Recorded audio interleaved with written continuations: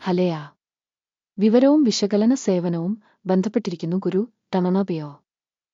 കമ്പനിയെക്കുറിച്ചുള്ള പൊതുവായ ഡാറ്റയിൽ നിന്ന് നമുക്ക് ആരംഭിക്കാം. നിങ്ങൾക്ക് താൽപ്പര്യമുണ്ടെങ്കിൽ നിങ്ങൾക്ക് ഇത് താൽക്കാലികമായി നിർത്താം. ഗവേഷണം നടത്തുന്ന കമ്പനിയുടെ ഓരോ പാരാമീറ്ററും നിങ്ങൾക്ക് വിശദമായി പരിശോധിക്കാം. കോർപ്പറേഷന്റെ പ്രധാന അടിസ്ഥാന സൂചകങ്ങൾ ഞങ്ങൾ താരതമ്യം ചെയ്യും. ധവധവ യവധധർഷോൻഹ നഹധൈന് ജവധയപന് അടഭധപവാടവ. 2025 ഓഗസ്റ്റ് 26 ഡാറ്റയെ അടിസ്ഥാനമാക്കിയാണ് അവലോകനം സൃഷ്ടിച്ചത്. വർഗീകരണം അനുസരിച്ച് ഗുരുഡാമബേണ കോർപ്പറേഷൻ അവധവ യവധഭാഷോന്ധ ഉപവിഭാഗത്തിൽപ്പെടുന്നു. കപഥവശപനു 38 കമ്പനികളാണ് മൂല്യനിർണയത്തിൽ പങ്കെടുക്കുന്നത്. ഈ വീഡിയോയുടെ അവസാനം എടുത്ത തീരുമാനങ്ങൾ ഞങ്ങൾ നോക്കും. സംശയാസ്പദമായ കമ്പനിയുടെ ഫലം -10 പോയിന്റിൽ 6. ഉപവിഭാഗത്തിന്റെ ശരാശരി സ്കോർ 2.4 പോയിന്റ്. നിങ്ങൾ വിശാലമായി നോക്കുകയാണെങ്കിൽ മൊത്തത്തിലുള്ള US സ്റ്റോക്ക് മാർക്കറ്റിന്റെ ചട്ടക്കൂടിനുള്ളിൽ മൊത്തം സ്റ്റോക്ക് മാർക്കറ്റിന്റെ ശരാശരി ഫലം 1.8 പോയിന്റാണെന്ന് നമുക്ക് കാണാം. മൈനസ് റേറ്റിംഗിനെതിരെ 6 പോയിന്റ് യവധവശോണ മഷഭേന.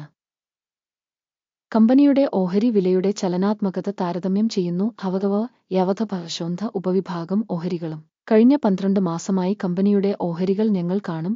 ധവധവ യവധധർഷോന്ധ ദശഭേന 59.3% മാറ്റം കാണിച്ചു. 33.3% ഉപവിഭാഗത്തിലെ വില മാറ്റത്തിന് എതിരാണ്.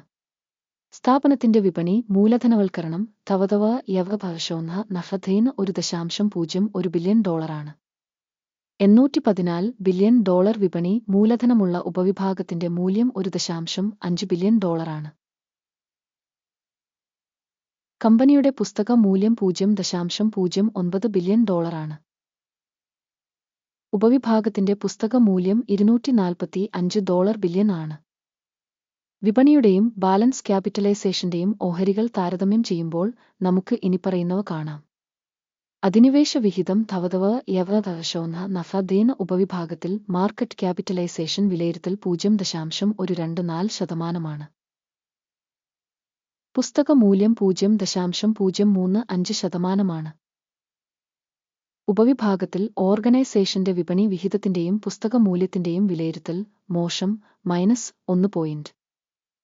പഠനത്തിലുള്ള കമ്പനിക്ക് $0.02 ബില്യൺ സാമ്പത്തിക ബാധ്യതയുണ്ട്. മൂലധനത്തിന്റെ 24% ബുക്ക് ക്യാപിറ്റലൈസേഷന്റെ കടമാണ്. കമ്പനി ഡെറ്റ് റേറ്റിംഗ് നല്ലത് 1 പോയിന്റ്. കമ്പനിയുടെ ഓഹരി വിപണി മൂല്യത്തിന്റെ ബാലൻസ് അതിന്റെ ലാഭം 0 ആണ്. 21.7 എന്ന ഉപവിഭാഗത്തിൽ ശരാശരി. ഉപവിഭാഗത്തിലെ കമ്പനികളുമായി താരതമ്യപ്പെടുത്തുമ്പോൾ കമ്പനിയുടെ വിപണി മൂല്യവും ലാഭ അനുപാതവും വിലയിരുത്തൽ വളരെ മോശം -2 പോയിന്റ്. കഴിഞ്ഞ 12 മാസത്തെ ലാഭം -$70 മില്യൺ ആയിരുന്നു. അടുത്ത 12 മാസത്തേക്ക് പ്രതീക്ഷിക്കുന്ന ലാഭം അജ്ഞാതമാണ്. ഉപവിഭാഗത്തിലെ കമ്പനികളുമായി താരതമ്യപ്പെടുത്തുമ്പോൾ പ്രതീക്ഷിക്കുന്ന ഭാവി ലാഭ സൂചകത്തിന്റെ വിലയിരുത്തൽ മോശം -1 പോയിന്റ്. കമ്പനിയുടെ വിലയും വരുമാന അനുപാതവും 6.1 ആണ്. ഉപവിഭാഗത്തിലെ ശരാശരി 1.7 ആണ്. ഉപവിഭാഗത്തിലെ കമ്പനികളുടെ സൂചകങ്ങളുമായി താരതമ്യപ്പെടുത്തുമ്പോൾ വിനിമയ മൂല്യത്തിന്റെയും വരുമാന അനുപാതത്തിന്റെയും മൂല്യനിർണ്ണയം മോശം -1 പോയിന്റ്. കഴിഞ്ഞ 12 മാസത്തെ വരുമാനം $160 മില്യൺ ആണ്. അടുത്ത 12 മാസത്തേക്ക് പ്രതീക്ഷിക്കുന്ന വരുമാനം അജ്ഞാതമാണ്. ഉപവിഭാഗത്തിലെ സൂചകങ്ങളുമായി താരതമ്യപ്പെടുത്തുമ്പോൾ പ്രതീക്ഷിക്കുന്ന ഭാവി വരുമാന സൂചകത്തിന്റെ വിലയിരുത്തൽ മോശം -1 പോയിന്റ്. മാർജിനലിറ്റി -42.4%. ഉപവിഭാഗത്തിന് ശരാശരി 7.8%. ഉപവിഭാഗത്തിലെ കമ്പനികളുടെ സൂചകങ്ങളുമായി താരതമ്യപ്പെടുത്തുമ്പോൾ ലാഭക്ഷമത വിലയിരുത്തൽ ടോയ്ലറ്റ് -0.5 പോയിന്റ്.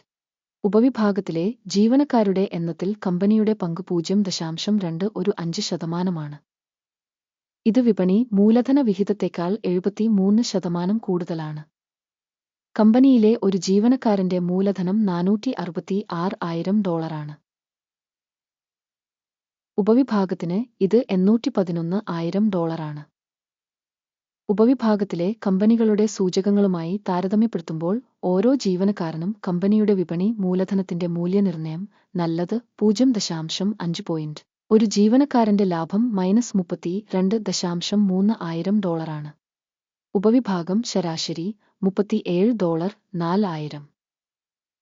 ഉപവിഭാഗത്തിലെ സൂചകങ്ങളുമായി താരതമ്യപ്പെടുത്തുമ്പോൾ ഓരോ ജീവനക്കാരന്റെയും ലാഭത്തിന്റെ വിലയിരുത്തൽ ടോയ്ലറ്റ് -0.5 പോയിന്റ്. ഓരോ ജീവനക്കാരനും കമ്പനിയുടെ വരുമാന വിഹിതം $76,000 ആണ്. ഉപവിഭാഗത്തിൽ $480,000. ഉപവിഭാഗത്തിലെ സൂചകങ്ങളുമായി താരതമ്യപ്പെടുത്തുമ്പോൾ കമ്പനിയുടെ വ്യക്തിഗത ജീവനക്കാരന്റെ വരുമാനത്തിന്റെ വിലയിരുത്തൽ ടോയ്ലറ്റ് -0.5 പോയിന്റ്.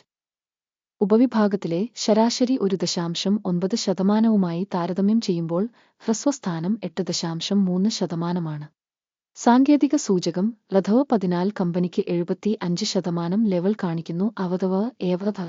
നഫഭേന് ഉപവിഭാഗത്തിന് LTV level 14 58%. കമ്പനിയുടെ യഥാർത്ഥ ഓഹരി വില ഏകദേശം $8 കൂടെ 25 സെന്റ് ആണ്. കമ്പനിയുടെ ഓഹരികളുടെ സമവായ വില ലക്ഷ്യം ഏകദേശം $7 കൂടെ 1 സെന്റ് ആണ്. നിങ്ങൾക്ക് ലഭ്യമായ ഓർഡർ പട്ടിക നോക്കാം. അതിലേക്കുള്ള ഒരു ലിങ്ക് പിൻ ചെയ്ത കമന്റിലുണ്ട്. മൂല്യനിർണ്ണയ വിവര സംവിധാനം ഈ സീസണിൽ മുമ്പ് എടുത്ത എല്ലാ തീരുമാനങ്ങളും ഓർഡർ പട്ടികയിൽ അടങ്ങിയിരിക്കുന്നു. ഗുരുതഥനാപയ ഓർഡർ ടേബിളിലേക്കുള്ള ആക്സസ് തികച്ചും സൗജന്യവും തുറന്നതുമാണ്. പിൻ ചെയ്ത കമന്റിലെ ലിങ്ക്. കമ്പനിയുടെ ഓഹരി മൂല്യനിർണ്ണയ ഫലങ്ങളെ അടിസ്ഥാനമാക്കി മഹഭയന വിവരങ്ങളും റഫറൻസ് സംവിധാനവും ഗുരുതണലഭയ ഒരു തീരുമാനം എടുത്തിട്ടുണ്ട്. ഒരു ഷെയറിന് $8 കൂടെ 24 സെന്റ് എന്ന നിരക്കിൽ ഒരു ചെറിയ വ്യാപാരം തുറക്കുക. കമ്പനിക്ക് താരതമ്യേന കുറഞ്ഞ മൂല്യനിർണ്ണയവും വിലമാറ്റവും ഉള്ളതിനാൽ ഓർഡർ തുറക്കുന്നു. ഓർഗനൈസേഷന്റെ വിലയിരുത്തൽ മൂല്യനിർണ്ണയ രീതിയെ അടിസ്ഥാനമാക്കിയുള്ളതാണ്.